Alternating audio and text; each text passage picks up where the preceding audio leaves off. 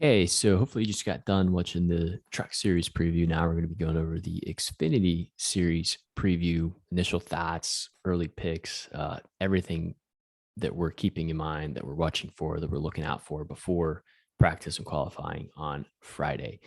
So some of this will change, but just wanted to get some stuff out there as you are watching practice and qualifying, things you should kind of keep in mind, and especially when it comes time to build lines, to some things that we're going to be doing from our end and our channel. So Xfinity Series at Las Vegas. It's a little bit longer of a race than the Truck Series. The Truck Series, I think, is 134 laps. This one's 200 laps. So what does that mean? There's more Dominator points up for grabs. Um, Last week we saw practice and qualifying, or maybe it was just qualifying, or yeah, it was both practice and qualifying all on the same day, where you only had a handful of hours to basically digest all the information, look at all that information, and then build your lines. Luckily, they gave us a little bit more time, which is, I can't tell you, makes the world of a difference, especially as people that make content and stuff for this. So both of us are super appreciative that we have at least a night, to digest some of this information. Um, so this race is really interesting for a couple of reasons, and Kevin and I were just talking about this. So NASCAR basically came out and said, "Hey, for the Xfinity Series, the same cars that you're running at Auto Club, you have to run at Las Vegas." Okay, well, if you remember the Xfinity Series last week, there was a lot of caution flags. There was a lot of carnage. There was a lot of cars that had issues, a lot of cars that wrecked out. So because of that, a lot of those teams can't use that same car, so they have to go to a backup car. They had to replace parts, and as a result of that, a lot of those cars now have to start at the rear. It's literally like a third of the field. Bob Pockris tweeted out a list of all the drivers that do have to start at the rear. So our thoughts are, it doesn't really change, our opinions on a driver unless we were banking on that driver maybe leading an early portion of the race. But looking at the list, there wasn't really any drivers that really stood out to us of like, oh, I was really banking on them being a potential dominator. But it'll be interesting to see is they're from DFS, they're scored from their qualifying spot. So if you start 20th and you start at the rear of the field, you immediately start with that negative, however many place differential points it is. So just keep that in mind. Just because they're going to the rear doesn't mean they're scored from the rear. So it's a really interesting thing that you should keep aware of, as you're watching practice and qualifying. As we saw last week, like the cautions bring cautions. It took like forever to end that Xfinity race last week. It just went on and on and on. So sometimes if you can just survive the cautions, you're going to have a good day. And it's hard to predict who's going to have trouble and who won't. But just good luck when it comes to the cautions. Looking at lineup construction with the Truck Series, it was like, hey, jam and Kyle, jam and John Hunter, maybe potentially both of them, and then hit the 8K range and get a couple punts. Where this weekend, I think you want to, or for this slate, I think you want to take a little bit more of a stars and scrubs type of approach with, especially with when we saw how many people got out front to lead the Xfinity race. I think it makes sense to have maybe 3 or 4 potential plays in there that can get out front and you lead your laps, and then really just going down to the 4 or 5K range and plugging in some of those scrub plays, and just hoping that they survive and through pure attrition get you a top 20th, top 20, top 25, top 25th, place finish, and you'll be good to go. But we'll flip it over to you, Kev. So can't play all the good guys up here. You kind of have to pick and choose. There any guys up here that you kind of like more than some others, or just anything that I didn't mention that you're kind of keeping in mind for this slate? I think just a quick mention that the JRM and the colleague cars are this kind of seem to have a leg up on everyone else. They're seem to be consistent, pretty good there. Obviously, John Hunter, you get John Hunter, so you get a little bit better quality driver, even though he might not be in quite as good of equipment. But like Andrew just said, it's kind of should I try to get 3, maybe 4 of these guys? If you drop down to like this lower 9 or higher 8s, you might be able to get 3 or 4.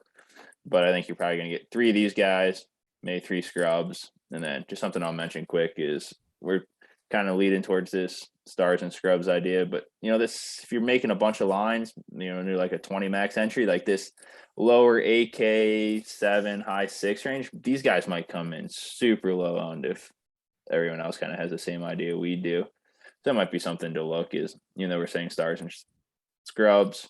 You're making a bunch of lines, maybe get some exposure on some of these other guys just so you mix it up, help with that caution deal that Andrew's talking about, and probably coming pretty low owned. And like we saw last week, like Alfredo made a crazy strategy call there, and he damn near won the race. So might be able to get lucky with something like that. Obviously can't predict that, but more exposure you have on guys, if you have a bunch of lines, the better off you'll be.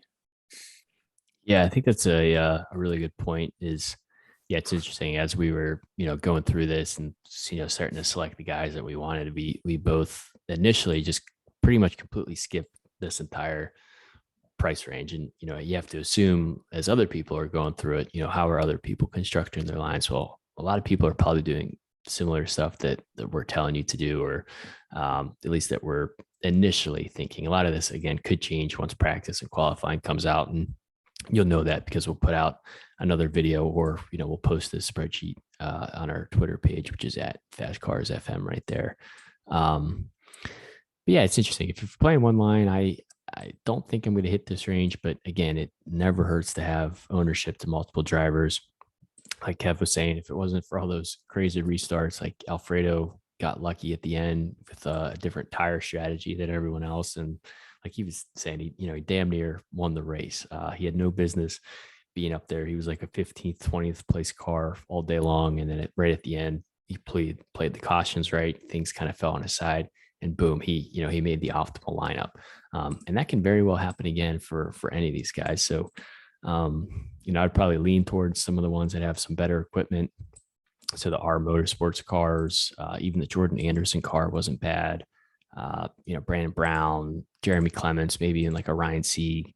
Once you get to kind of the Kyle Sieg, the Josh Williams, it's hard to see them really, taking advantage of something unless there's a ton of chaos and they just offer a ton of place differential. But, it's not crazy to think, a driver in this range finishing, top 10, top 8, top 5, especially if things get crazy at the end. And a lot of these, high owned or a lot of the expensive plays bus or getting the wrecks, like it's really going to tilt the slate.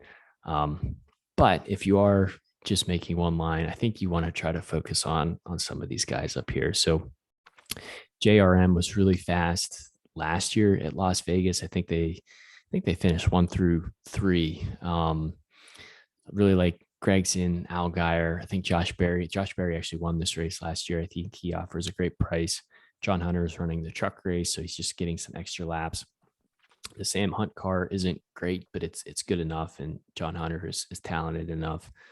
Sam Mayer is really cheap, so I really like the JRM cars. I like, depending on where they qualify, maybe some of the Kaulig cars, but I'm kind of hesitant on some of the JGR cars just because a lot of them ran into issues or didn't have as good a speed as I really expected them to. And that even carried over a little bit to their cup program. I know it's a completely different car, but just a little hesitant on JGR, at least to start the season. I definitely want to hammer the JRM cars. And again, could change with practice and qualifying.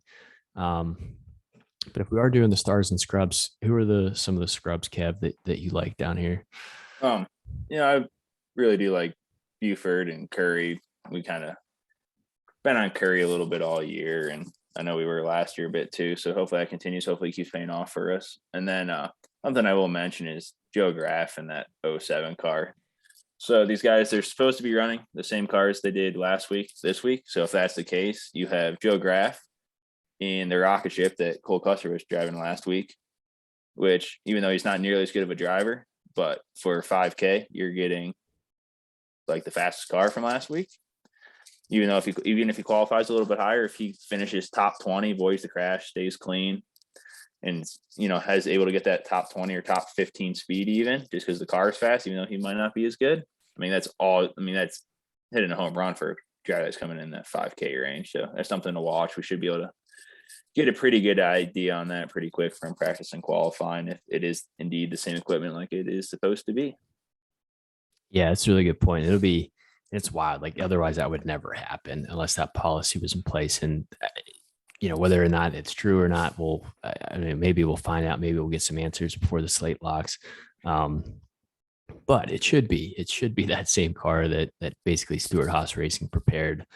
Um, using the SS Greenlight car and team name and number basically. But we all know it was a Stewart Haas race SHR prepared car. But now, because you have to use the same one, and we haven't seen anything of that team going to a different car, or having to go to the rear of the field, seems like Joe Graff should be piloting the same car that Cole Custer was. Some of the other punt plays I like is David Starr and the other SS Greenlight machine. He's only $4,500. He's a pretty experienced driver, and he saves you a ton of salary. So if you get Starr and Graff, or Graff and Curry, or Starr and Curry, or one of the Gase, like I think you need two of these kind of 5 and 4K guys, and then you can really hammer the 9 and 10K range, and hopefully fall onto the right guys. So a lot of this could change, but those are kind of the early picks, kind of the early preview. Anything else, Kev, you wanted to add before we wrap this one up? No, I'm just gonna say, if you guys want the spreadsheet when we get it all updated once we got practice and qualifying, just go over to @FastCarsFM on Twitter. All right. You heard the man. All right. See you guys.